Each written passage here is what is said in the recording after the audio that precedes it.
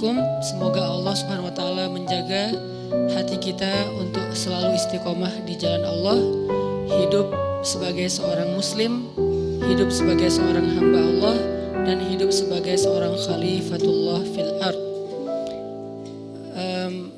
Kita jadikan Islam bukan hanya ketika kita berada di dalam masjid, tapi Islam itu adalah cara hidup kita, Islam itu adalah selera kita, dan Islam itu adalah perilaku kita. Jadi Islam udah menjadi tes. Kalau kita memilih sesuatu itu, rasa yang kita inginkan itu adalah rasa atau cita rasa Islam. Terus juga perilaku kita, behavior kita, perilaku yang Islami, dan lifestyle kita juga lifestyle yang Islami. Arti lifestyle yang Islami bukan hanya simbol-simbol Islam, bukan hanya terpatok kepada slogan-slogan Islam, tapi lebih kepada konten dan substansi Islam. Sehingga kita menjadi seorang muslim yang kafatan, menjadi seorang muslim yang utuh. Arti utuh, dia tidak hanya menjadi muslim yang taat ketika berada di dalam masjid aja, tapi dia menjadi muslim yang taat ketika di masjid, ketika di tempat kerja, ketika di kampus, di sekolah, ketika di tempat main, bahkan ketika lagi sendiri bersama dengan orang tercinta, dengan teman, atau bahkan ketika dia berada dalam keterasingan dengan orang-orang yang bikin dia gak nyaman, dia tetap menjadi muslim. Mudah-mudahan Allah memahamkan kita lewat kajian-kajian yang rutin kita hadiri ini tentang syumuliyatul Islam, komprehensifnya Islam, sehingga kita tidak lagi mereduksi Islam itu hanya dalam sisi-sisi ritual saja. Malam ini kita akan coba bedah satu hal yang mudah-mudahan jadi motivasi juga buat kita dalam menjalani hidup, sekaligus membangun persepsi tentang kebesaran Allah Subhanahu wa taala. Kalau di posternya mungkin membahas tentang maaf, saya akan coba kembangkan lebih luas sedikit supaya kita punya persepsi, dan nanti ujung-ujungnya sebetulnya salah satu goalsnya adalah agar kita bisa memaafkan orang lain. Kita bahas tentang hikmah. Kita bahas tentang hikmah. Apa itu hikmah? Dan kenapa pembahasan hikmah ini penting, dan gimana cara menjadi orang yang ahli hikmah. Kalau di dalam Al-Quran, Allah Subhanahu wa taala menyebutkan banyak kata hikmah dan banyak cerita hikmah. Kalau kata hikmah secara jelas, salah satunya disebutkan di dalam ayat tentang dakwah. Ud'u ila sabili rabbika bil hikmah. Ajaklah manusia kepada jalan Rabbmu, ajaklah manusia kepada jalan Allah, kepada agama Allah bil hikmah, dengan cara yang hikmah. Kemudian juga ada ayat tentang Nabi mengajarkan hikmah. Wa yu'allimukumul kitaba wal hikmah. Dan tugas Nabi adalah mengajarkan kepada kalian Alkitab dan Al-Hikmah. Kemudian juga nanti ada kisah-kisah tentang hikmah. Salah satu yang paling fenomenal itu dan legend banget adalah Luqmanul Hakim, yang Allah Subhanahu wa taala berikan kepada dia hikmah. Dan Allah juga berikan kepada para anbiya hikmah. Misalnya wa atainahul hukma sabiyya, kami berikan hikmah kepada Yahya sejak dia masih berusia masih kecil. Sebegitu seringnya kata hikmah disebut di dalam Al-Quran. Kenapa? Apa maksudnya? Terus gimana cara kita mengamalkan kata hikmah ini? Karena kita yakin gak ada satupun diksi Al-Quran itu yang mubazir, yang sia-sia. Walaupun terjemahnya kadang-kadang menurut kita kayak bukan sesuatu yang bold. Kayak misalnya kalau yang bold itu kan tentang kebesaran Allah, Allah Maha Kuasa, Allah apa, kan jelas ya makna yang boldnya nih. Kadang-kadang ada diksi kayak sederhana, perhiasan, yang dulu pernah kita bahas, keindahan, yang kita terjemahin jadi keren. Terus sekarang hikmah. Ini diksi yang bahkan diulang berkali-kali lebih banyak daripada kata jamal. Dan gak mungkin gak penting, karena Al-Quran setiap hurufnya aja penting, apalagi satu kata yang terdiri dari sekian banyak huruf. Sehingga Allah ngasih tahu kita bahwa semua huruf Al-Quran itu penting kadang-kadang dengan sebuah simbol atau dengan sebuah kode. Misalnya alif, lam, mim gitu. Kenapa ada pembukaan surat cuman satu huruf? Nun, qaf, shad gitu kan? Atau dua huruf yasin, atau tiga huruf alif, lam, mim, atau banyak kaf, ha, ya, ain, shad. Semuanya huruf bukan kata. Kenapa Allah buka surat-surat tersebut dengan huruf? Karena Allah pengen ngasih tahu salah satu maknanya semua huruf Al-Quran itu penting. Sehingga yang kita baca walaupun cuman qaf itu penting. Minimal kalau kita nggak tahu makna lebih dalam, pentingnya apa? Qaf aja kalau kita baca dapat pahala. Coba kalau kita baca yang lain selain Al-Quran satu huruf nggak akan mengandung pahala, walaupun juga nggak mengandung dosa, biasa aja gitu. Yang biasa aja itu namanya mubah, nggak berpahala, nggak dosa ya, nggak dilarang, nggak disuruh, biasa aja. Kita baca nama seseorang, nama orang penting banget, udah lengkap dibaca pun belum tentu berpahala kan.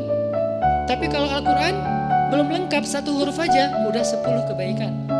10 kebaikan itu Allah nyebutnya, Nabi nyebutnya dengan istilah hasanah. Hasanah itu bukan hanya angka pahala yang menurut kita cuma angka akhirat. Hasanah itu biasanya lebih sering dan lebih identik dengan dunia. Berarti satu huruf kita baca Al-Quran, kita kayak dijanjiin sama Allah dapat 10 kebaikan dalam hidup kita hari itu. Misalnya pagi-pagi, qaf, udah 10 loh. Besok nun, lo ngapain sih? Cari berkah. Jadi cuma satu huruf doang. Kebayang satu huruf aja bisa sekeren itu gitu. Apalagi satu kata, kalimat, ayat, surat, juz, dan khatam. Ini dahsyat banget. Ini kayak kode dari Allah. Baca Quran itu gak sia-sia teman-teman. Kita gak bisa baca fasih aja dapat pahala yang utuh. Apalagi fasih maka dilipat menjadi 10 kali lipat. Beda banget dengan kita baca yang lain, walaupun membaca yang lain itu insya Allah kadang beberapa hal masih bermanfaat. Kayak baca buku atau baca majalah, baca WA, baca grup, baca caption orang di sosial media, baca komen mantan. Ya mungkin dia komennya motivasi, aku udah halal nih, kamu kapan gitu kan. Jadi kayak motivasi gitu kan. Itu kan motivasi juga, dan kadang lebih greget loh kalau dimotivasi mantan ya. Kayak pengen duluan, siapa duluan yang sukses gitu kan. Terus sudah sukses pengen bikin dia nyesel kan gitu. Niatnya dari awal udah gak benar. Oke, kita belajar tentang hikmah. Apa sih arti hikmah? Banyak, karena bahasa Arab ini punya makna yang sangat beraneka macam dan luas banget. Tapi salah satu arti hikmah yang sering banget diulang-ulang oleh ulama adalah hikmah itu kayak akibat, dampak. Dan by the way, akibat itu juga bahasa Arab, akibah. Wal aqibatu lil muttaqin. Artinya apa? Akibat atau kesudahan hasil yang baik itu adalah hak orang yang bertakwa, kata Allah. Wal aqibatu lil muttaqin. Akibat artinya kayak hasil yang baik adalah hak bagi orang yang bertakwa. Itu sama kayak Allah berjanji, wa may yattaqillah yaj'al lahu makhraja wa yarzuqhu min haitsu la yahtasib wa may yattaqillah yaj'al lahu min amrihi yusra wa may yattaqillah yukaffir anhu sayyi'atihi wa yu'zim lahu ajra. Siapa yang bertakwa kepada Allah, Allah kasih jalan keluar. Siapa yang bertakwa kepada Allah, Allah kasih surprise, kejutan. Siapa yang bertakwa kepada Allah, Allah kasih kemudahan. Siapa yang bertakwa kepada Allah, Allah hapuskan dosa-dosanya. Siapa yang bertakwa kepada Allah, Allah lipat gandakan balasannya, rewardnya, jazanya. Ini semuanya disebut dengan akibah. Disebut dengan hasil, akibat. Walaupun arti akibat dalam bahasa kita mungkin sedikit lebih ringan. Kalau dalam bahasa Arab, akibah itu artinya kesudahan, hasil. Wal aqibatu lil muttaqin, berarti hasil yang baik adalah hak orang yang bertakwa. Jadi bisa dibilang hikmah itu agak mirip dengan makna akibah atau akibat, kesudahan, efek. Nah, kalau di dalam ayat tentang dakwah,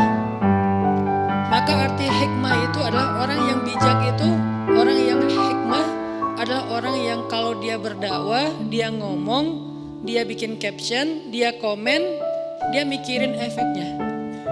Bukan mikirin maunya. Ini kurang hikmah. Mungkin kalau kita terjemahin lebih luas lagi, hikmah itu bijak kalau bahasa kita.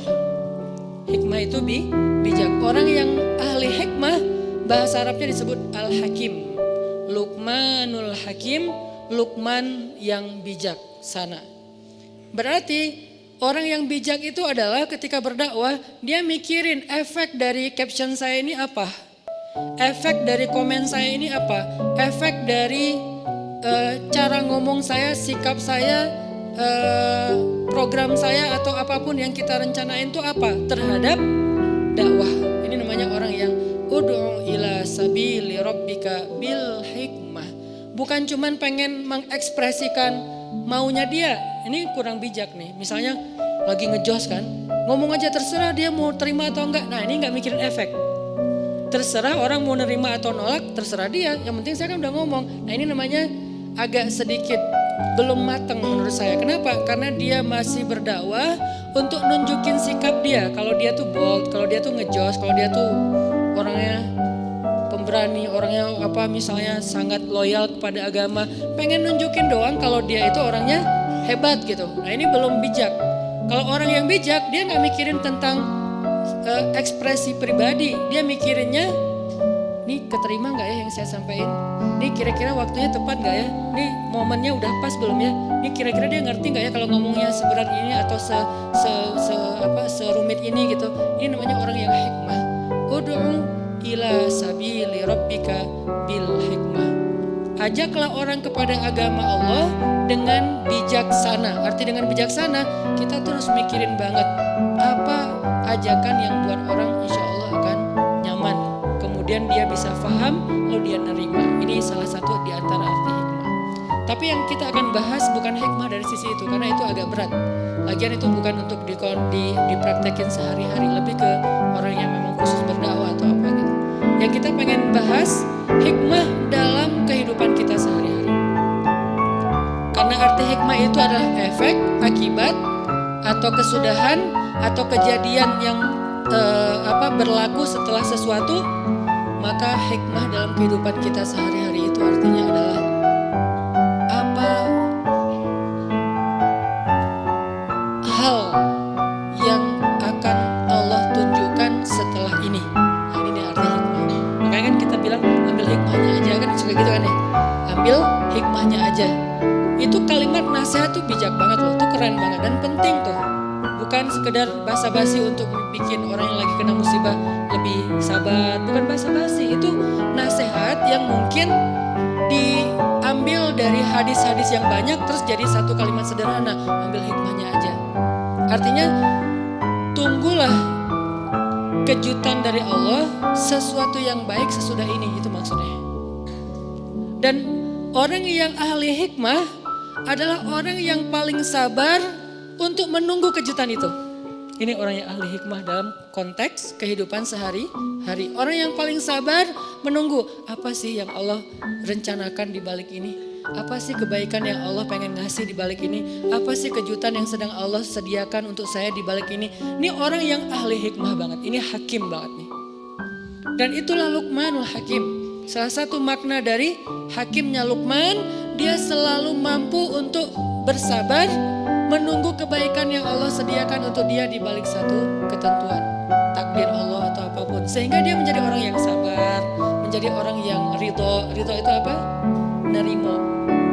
Kalau sabar, kalau ridho itu gak mau memprotes Allah. Kalau sabar itu dia gak mau ngeluh, kalau ridho dia gak mau protes.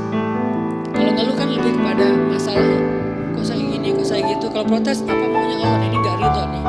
Nah, Luqman menjadi orang yang paling sabar, ridho, happy lagi tuh. Padahal kalau kita lihat Luqman itu kehidupannya sangat biasa banget dibandingkan kita nih. Satu, dia orang Ethiopia, Habasyah, orang kulit hitam. Kayak satu kampung gitu sama Bilal. Kedua, budak. Dia, kalau kita gimana pun, maaf mungkin miskinnya kita, diri kita tuh masih milik kita, bukan milik orang lain. Kalau budak, Sampai dirinya aja milik orang lain. Terserah mau dijual kemana-mana. Bahkan kalau dia nikah, dia hanya boleh menikah dengan sesama budak yang istrinya juga milik orang lain, milik tuannya.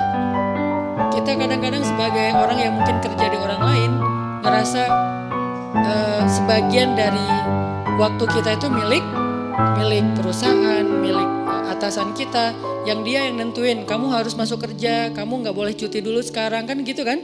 Kalau Luqman itu lebih dahsyat loh, seutuhnya dirinya, waktunya, bahkan kehidupannya milik tuannya. Dia nggak punya hak apapun, satu-satunya milik dia cuma hati doang. Karena itu yang nggak bisa dimiliki siapapun, cuman hati doang. Artinya dengan kondisinya sebagai budak yang gak punya apa-apa, yang bahkan dirinya, istrinya, anaknya semuanya milik tuannya, dia masih menjadi orang yang selalu mengatakan alhamdulillah, alhamdulillah, alhamdulillah. Kok bisa orang kayak gini? Malah dia berbaik sangka terus sama Allah. Sampai dia nasehatin anaknya dengan goal supaya anaknya itu kagum kepada Allah. Allah tuh baik banget sama kita. Allah tuh selama ini selalu ngasih kita kebaikan, nikmat, anugerah, dan karunia segala macam. Kok bisa orang dengan status Luqman tapi malah lebih sering bersyukur kepada Allah. Sehingga salah satu kalimat hikmah yang Allah ajarkan kepada Luqman, anishkur lillah wa may yashkur fa innama yashkuru li nafsih. Kata Allah, kami berikan hikmah kepada Luqman sehingga dia menjadi orang yang bersyukur kepada Allah.